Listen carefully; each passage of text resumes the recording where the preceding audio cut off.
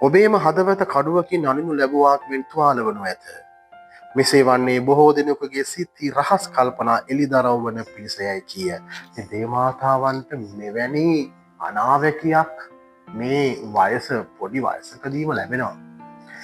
යේසුස් වහන්සේගේ ඉපදීමත් එක්ක මේ දේව අම්මට මේ වචන බාරගන්න පුළුවන් වුණේ දේව ශක්තියෙන්ම විතරයි. නැත්තම් මේක හිතන්නකෝ ඔබේ ගෙදරට දරුවෙක් ඉපදුනාම ඒ දරුවා කැප කරන්නට පල්ලියට ආවට පස්සේ එතන හිටපු දිවැසිවරයෙක් මේ දරුවාගේ අනාගතය ගැන මේ වාගේ ප්‍රකාශයක් ඒ අම්මට කියනකොට මොන වගේ සිතුවිල්ලක් ඒ අම්මලාට ඇති වෙයිද? මේ දරුවා නිසා ඔබගේ හදවත කඩුවකින් සිදුරු කරනු ලබන්නේ ඉතා දරුණු බැරෑරුම් හිත රිදෙන වචනමාලාවක්. හැබැයි දේව අම්ම එක ආදරයෙන් වැළඳගන්නවා. ආදරයෙන් වැළඳගත්තේ ඇය විශ්වාසී දාසියක් වූ නිසා. ඇයට පුළුවන් වුණා ජේසු තුළම රැඳෙන්න.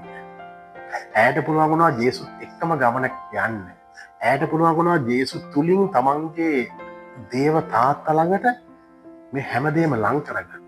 එහෙනම් ඔබටත් ආරාධනා කරනවා දෙවිදුන් හැර අපිට අභියෝග වලට මුහුණ දෙන්න හැකි. දෙවිදුන් හැර නිසා දෙවිදුන් සමග අපිට ඕනෑම අභියෝගයක් ජයගත හැකි. Holy Spirit.